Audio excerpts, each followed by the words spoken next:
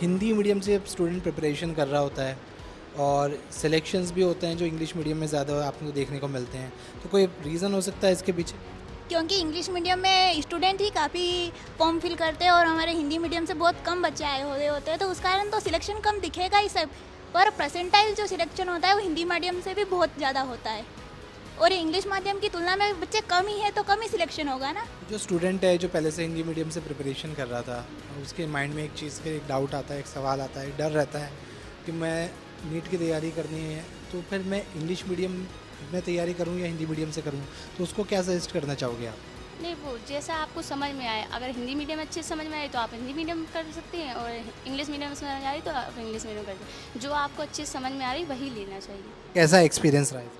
यहाँ पर मतलब फैकल्टीज़ मोशन की जो है वो बहुत बढ़िया है। हिंदी मीडियम स्टूडेंट्स के लिए भी बढ़िया है। उसे मतलब हिंदी के साथ साथ इंग्लिश में भी बताए जाते हैं जो वर्ड्स होते हैं, ताकि उसके मतलब जो आगे जो जर्नी है उसमें हेल्प हो सके। इंग्लिश मीडियम से जब स्टूडेंट तैयारी करता है तो उसकी प्रिपरेशन ज़्यादा बेटर होती है as compare to Hindi medium?